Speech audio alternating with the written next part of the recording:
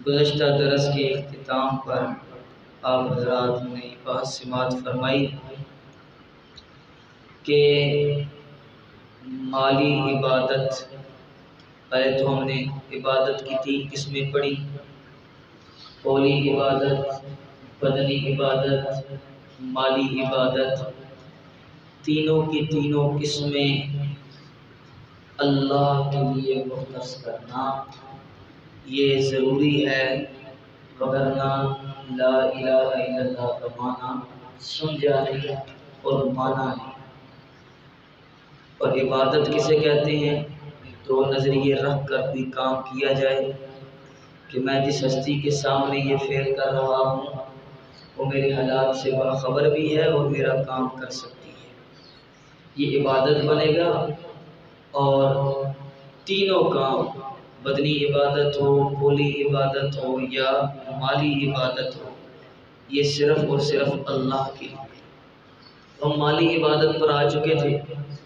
مشرکین مکہ اللہ تعالیٰ کو مانتے تھے، جیسے آپ نے دلائل سماعت فرمائی، تو وہ اپنی کھیتیوں میں سے، اپنی سبزیوں میں سے جب عشر نکالتے تھے تو وہ اس کو 2 حصوں میں تقسیم کرتے تھے۔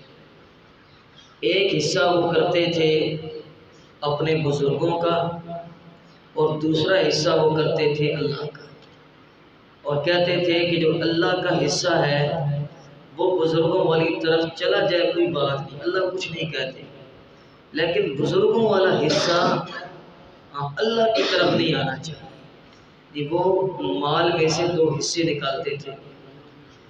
وہ کرسب عید کون سی ہے؟ وَيَجْعَلُونَ لِمَا لَا يَعْلَمُونَ نَصِيبًا مِّمَّا رَزَقْنَاهُمْ، یہ تو ہے دوسری عید، صفحے کی ابتدا سے ہے عید کا الفاظ میرے ذہن سے نکل کے یہاں لکھی ہوئی میرے پاس کہ هَذَا لِلَّهِ وَهَذَا لِشُرَكَائِنَا وَمَا كَانَ لِشُرَكَائِهِمْ فَلَا يَصِلُ لِلَّهِ وَمَا كَانَ لِلسُّرَيْكَ وَمَا كَانَ لِلَّهِ فَهُوَ يَصِلُ إِلَىٰ شُرَكَائِهِمْ سَاءَ مَا يَحْكُمُونَ۔ بتائیں ذرا، 2 حصے کرتے، کہتے جو ہمارے بزرگوں کا حصہ ہے وہ چلا جائے کوئی بات نہیں، اللہ کا حصہ ہمارے بزرگوں کی طرف آ جائے تو کوئی بات نہیں۔ بزرگ جو ہے وہ بڑے ڈاڑے، وہ میں نے آپ کو سنایا تھا کہ بات دیوانہ مصطفیٰ ہوشیار ہوں اور بات دیوانہ خدا۔ اگر مصطفیٰ کا دیوانہ ہے تو ذرا سنبھل کے ہوشیار ہوں، جاگیں، یہاں اعمال ضبط ہو جاتے ہیں اور نبی علیہ السلام کا پکڑا کوئی چھڑا نہیں سکتا، لیکن جب اللہ کے دربار میں آنا ہے تو کوئی بات نہیں، اللہ کا جو پکڑا ہے وہ سارے چھڑا لیں گے۔ کیسے آپ کو عید ملی ہے جی؟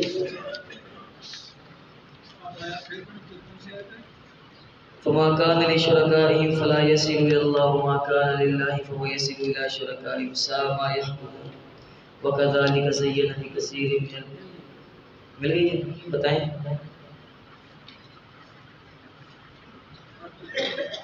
8ویں سپارے کا دوسرا رکوع نکالیں۔ ہاں جی، ایت نمبر بتا دیں پھر مل جائے جی ہے 132 نمبر صفحہ ہے، اس کی ابتدا ہے۔ ہاں جی 137 132 نمبر صفحہ۔ وَجَعَلُوا لِلَّهِ مِمَّا زَرَعَ مِنَ الْحَرْثِ وَالْأَنْعَامِ نَصِيبًا۔ 132 نمبر صفحہ دوسری لائن، وَجَعَلُوا لِلَّهِ، اور کرتے ہیں یہ لوگ اللہ کے لیے، اللہ کے لیے کرتے ہیں حصہ، کسی سے مما، اس چیزوں میں سے، زرع من الحرث، جو اگے کھیتیوں میں سے، کھیتی میں سے جو کچھ بھی ہوتا اس میں سے اللہ کا ایک حصہ نکالتے۔ پھر کیا کرتے؟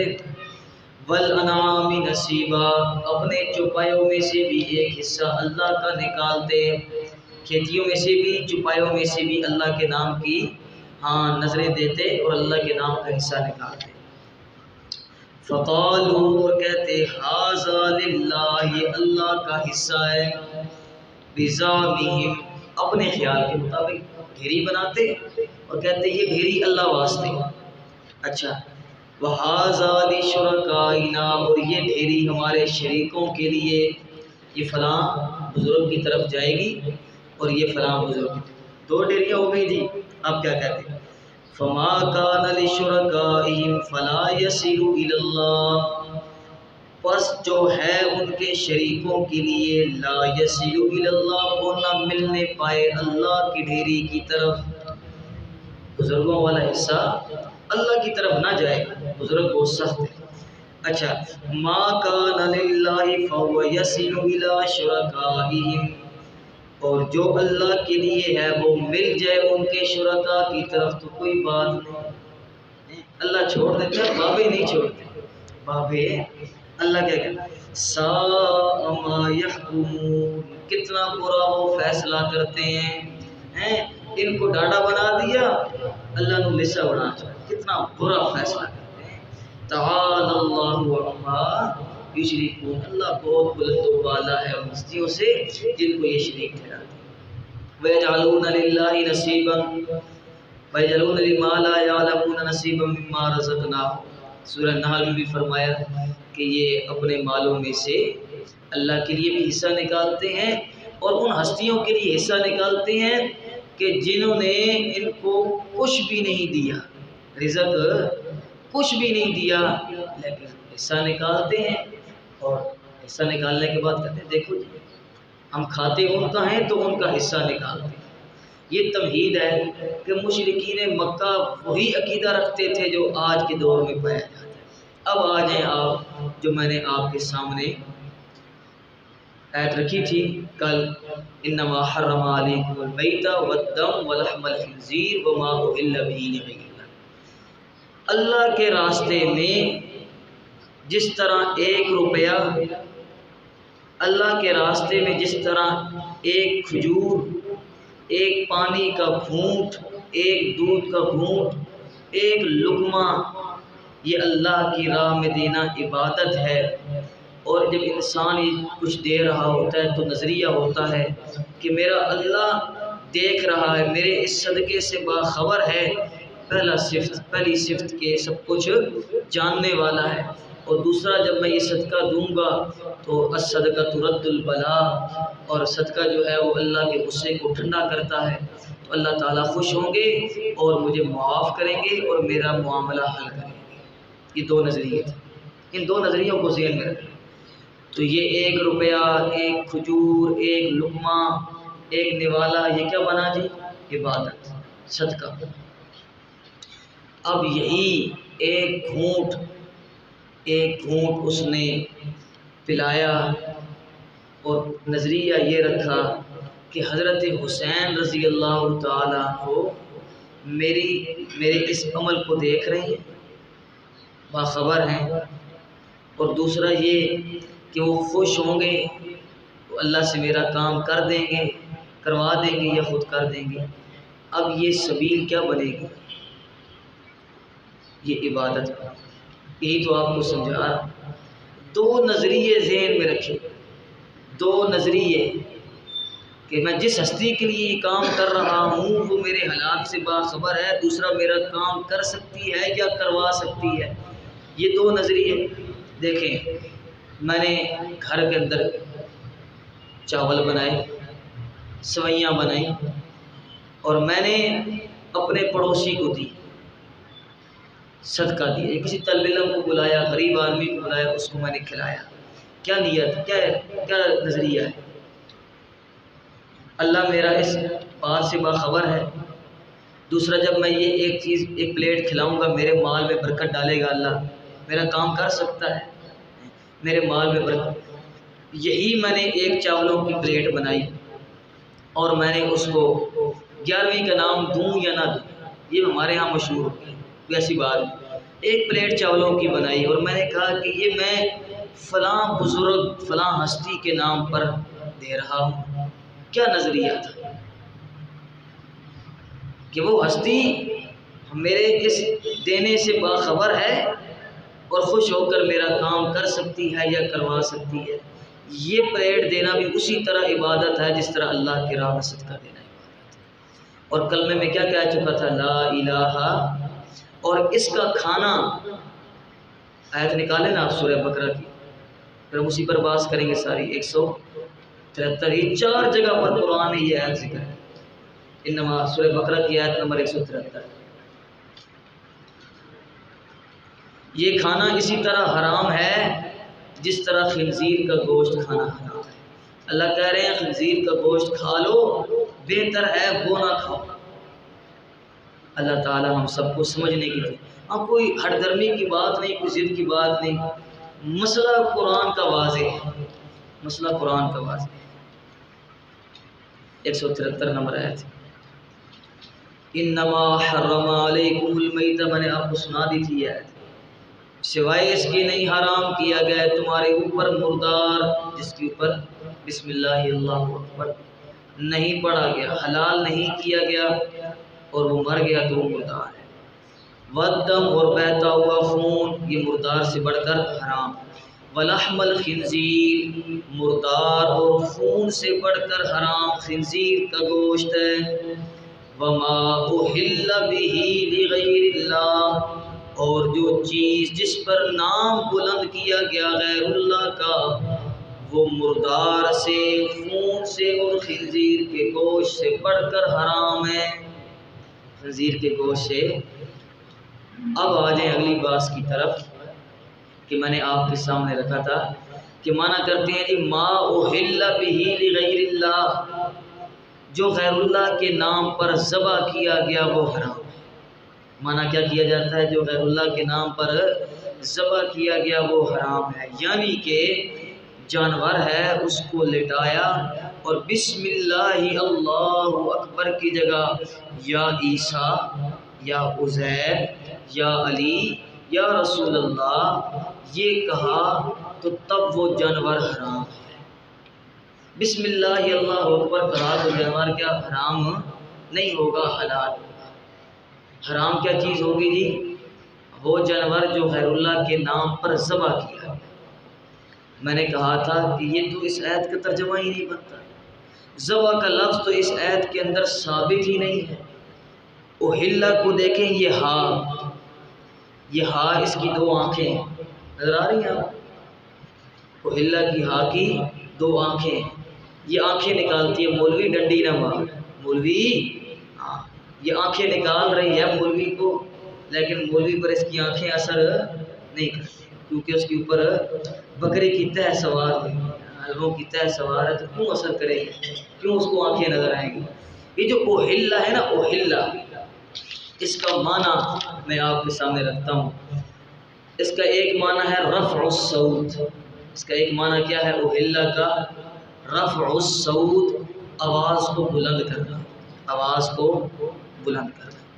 دوسرا معنی ہے اول الصوت، پہلی آواز،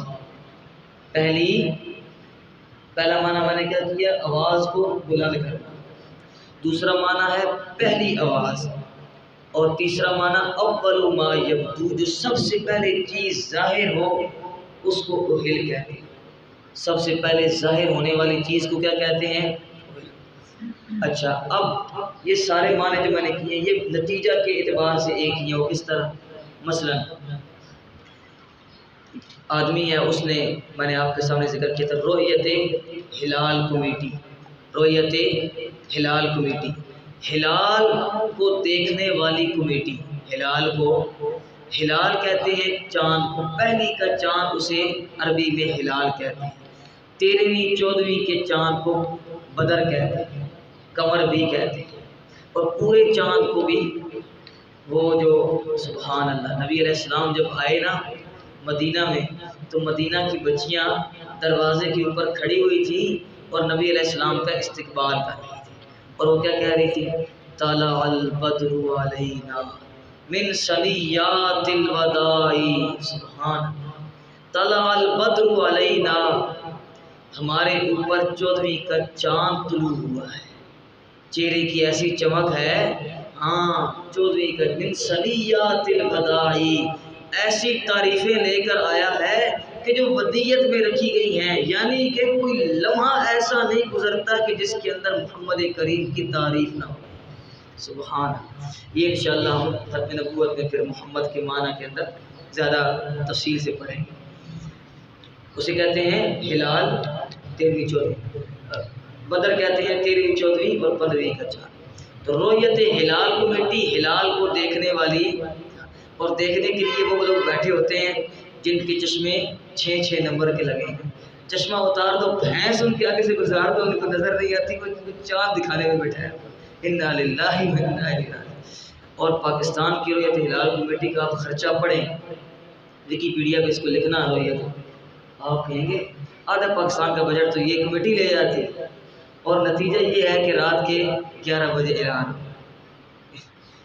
حال ہے پاکستان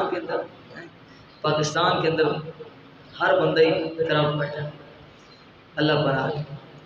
اسے ہلال کیوں کہتے ہیں؟ اس لیے کہتے ہیں کہ جب جو ہی انسان چاند دیکھتا ہے، او بھائی مجھے چاند نظر آ گیا، اونچی آواز سے نعرہ لگائے گا، خوش ہوگا، بہت ہی ہوگا تو چیخیں مارے گا۔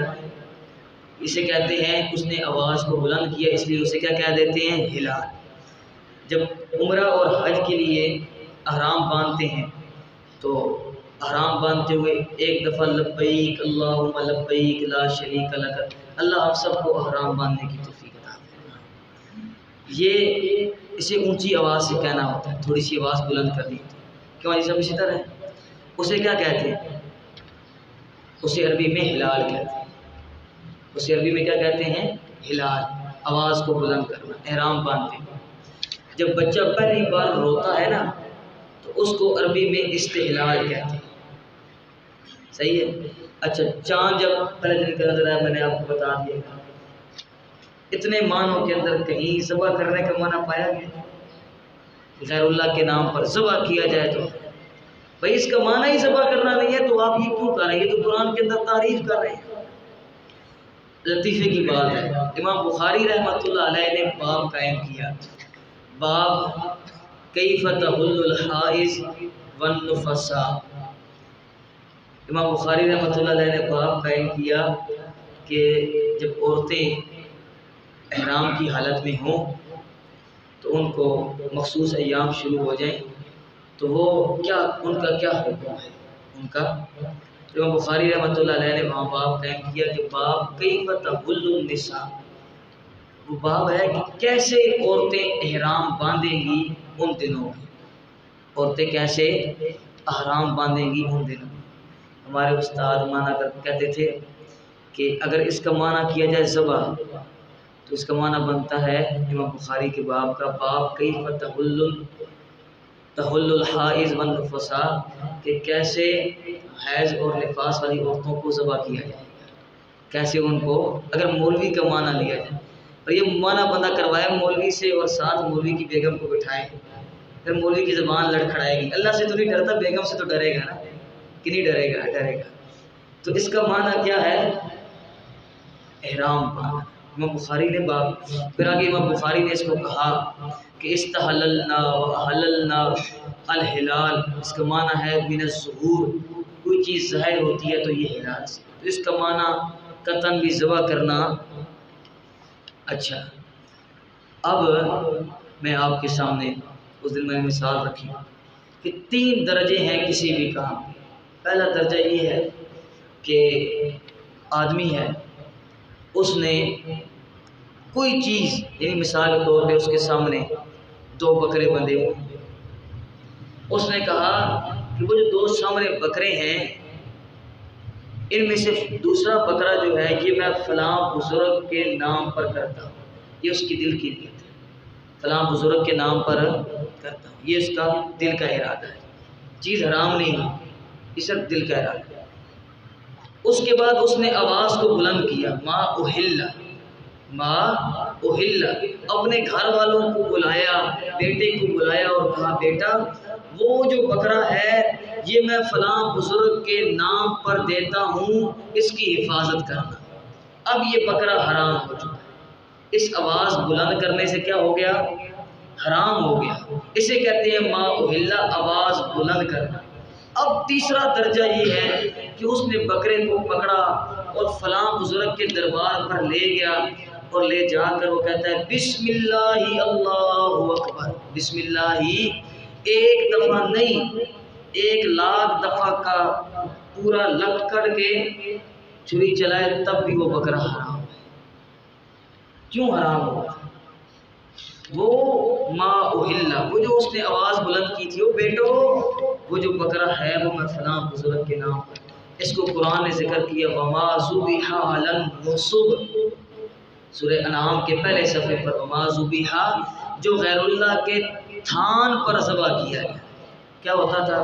غیر اللہ کے ساتھ انہوں نے ایک مذبح خانہ بنایا ہوتا تھا مشرکین مکہ نے، وہاں پر جا کر اپنے جانوروں کو ذبح کرتے تھے۔ بیائی نہیں آج جیسے درباروں کے اندر مذبح خانے ہوتے ہیں اور وہاں ذبح کرتے ہیں۔ اچھا، پھر یہ کہتے ہیں کہ ہم نے جی یہ ہماری نیت ایصال ثواب کی ہے، ٹھیک ہے، یہی مثال ہے 11ویں، یہی مثال ہے، یہی مثال ہے کہ پہلے اس نے دل کے اندر ارادہ کیا کہ میں فلاں دن یعنی 11 تاریخ کو ایک دیچکا چاولوں کا پکا کر غریبوں کو کھلاؤں گا، یہ اس کے دل کا ارادہ ہے۔ دوسری اس کی نیت یہ تھی، اس نے آواز بلند کی، بیٹا فلاں دن ہم یہ کام کریں گے، بیوی کو بتایا، مشورہ کیا، یہ ہے ما اہل، آواز بلند ہو چکی ہے، یہ چیز حرام ہے۔ اب تیسرا درجہ یہ ہے کہ وہ پکائے، کھلائے اور بسم اللہ اللہم صلی اللہ پڑھ رہا ہے، لوگوں کو پلیٹیں ڈال ڈال کے کھلا رہا ہے، اس چیز کا کھانا خنزیر کے گوشت سے بڑھ کر ہے۔ اور اس وقت اس کی نیت کیا تھی کہ جب میں یہ 11ویں کر رہا ہوں تو بابا عبد القادر شاہ جیلانی رحمہ اللہ میرے اس عمل کو دیکھ رہے ہیں اور وہ خوش ہوں گے تو میرے مال کے اندر برکت ہوگی۔ آپ ان سے پوچھیں نا، یہ کہتے ہیں پورا سال بندہ بھوکا مرتا ہی نہیں ہے جو یہ ہر مہینے کی 11 تاریخ کو چاول پکا کے کھلاتا ہے۔ اگر ایصال ثواب ہے، سوال ہے، آپ نے ان سے سوال کیا، اگر یہ ایصال ثواب ہے تو پھر ایک کام کر دو، مہینے کی 11 کو نہیں 15 کو پکا، مر جائے گا 15 تاریخ کو نہیں پکائے گا، 11 کو ہی پکائے گا۔ اگر سبیل لگانا امام حسین کی رضی اللہ تعالیٰ عنہ کی سبیل لگانا ایصال ثواب ہے تو ٹھیک ہے، آپ 10 محرم کو نہ لگاؤ، 15 محرم کو لگا دو، پانی پلانا تو اسی طرح ثواب ہے نا، جیسے 10 کو ثواب ہے ایسے 15 کو ثواب ہے۔ مرتا مر جائے گا، 15 کو نہیں لگائے گا، لگانا اس نے 10 کو ہی۔ آپ کہو کہ اگر آپ نے رسول اللہ صلی اللہ علیہ وسلم کے چاول پکانے ہیں تو 12 ربیع الاول کو نہ پکاؤ، 15 ربیع الاول کو پکا دو، زمین کے اندر دھانس جائے گا لیکن پکائے گا 12 کو ہی۔ یہ ایصال ثواب تو نہ ہوگا، یہ ایصال ثواب تو ہاں۔ اور کیا یہ نظریہ نہیں پایا جاتا؟ آپ کسی سے پوچھ لیں ان میں سے کہ تمہیں یہ نہیں لگتا کہ رسول اللہ صلی اللہ علیہ وسلم ہمارے اس عمل کو دیکھ رہے ہیں؟ ان کے نزدیک تو حاضر ناظر ہیں۔ اور دوسرا وہ خوش ہوں گے تو ہمارے مال کے اندر برکت ہوگی۔ مولوی نے پٹی پڑھائی ہوئی ہے، پورا سال حرام کھاؤ، پورا سال، اور اس دن ایک دیگ چاولوں کی پکا کے ایک پلیٹ مولوی صاحب کو کھلاؤ اور باقی لوگوں کو کھلاؤ، پورے سال کے گناہ، پورے سال کے۔ اگلے سال 13 ربیع الاول سے نئی کینچی تیار کرو اور لوگوں کو کاٹنا شروع کرو۔ یہ ایصال ثواب نہیں ہے۔ خدا را اپنے آپ کو بھی بچائیں اور لوگوں کے عقائد کو بھی معاف کریں۔ یہ دو نظریے ہر حال میں پائے جاتے ہیں اور قرآن کہہ رہا ہے ما اہل، جس چیز پر چاہے وہ چاول ہے، چاہے وہ جانور ہے، چاہے وہ 1 روپیہ ہے، چاہے وہ 1 کھجور ہے، چاہے وہ 1 ذرہ ہے، اگر ہاں وہ بنی اسرائیل کا واقعہ سیاستہ کے اندر موجود، نبی کریم صلی اللہ علیہ وسلم نے فرمایا 2 بندے جا رہے تھے، ایک راستے سے گزرے، لوگوں کا رواج تھا کہ وہ کہتے تھے جو یہاں سے گزرے گا وہ ہمارے اس بابا جی، جس بابا جی کی صورت پر ہم نے یہ بت بنایا ہوا ہے، اس کے اوپر کوئی چیز چڑھا کے جائے گا وگرنہ آگے نہیں جا سکتا۔ ان دو مواحد تھے، 2 مواحد تھے۔ ایک نے کہا کہ کیا کروں، میں نے چڑھایا تو میں اللہ کی نظر میں مجرم ہو جاؤں گا۔ دوسرے نے کہا کہ میں نے نہ چڑھایا تو مجھے قتل کر دیں گے۔ اس نے کہا میں قتل ہونا گوارا کرتا ہوں، میں غیر اللہ کے نام پر کوئی چیز نہیں دوں گا۔ میں غیر اللہ کے نام پر کوئی چیز اس کو قتل کر دیا۔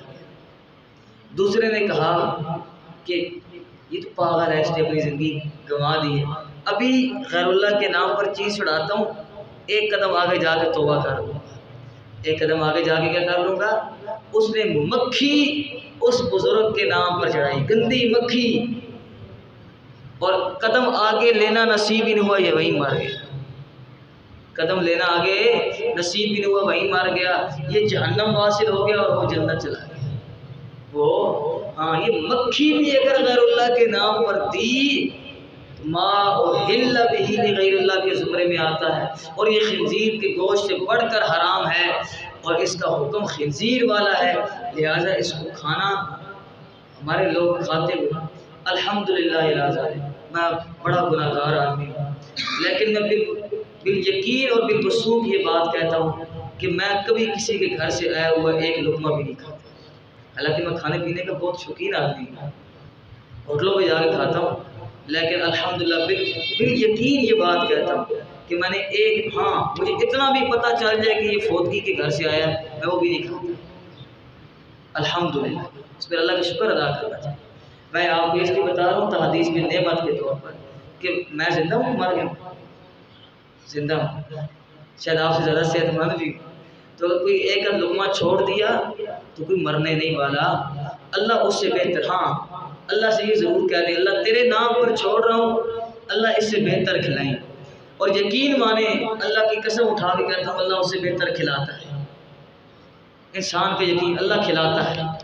تو ان چیزوں سے بچیں، اپنے آپ کو بھی بچائیں اور اپنے احباب کو بھی بچائیں۔ اللہ تعالی ہم سب کو عمل کرنے کی توفیق عطا فرمائے۔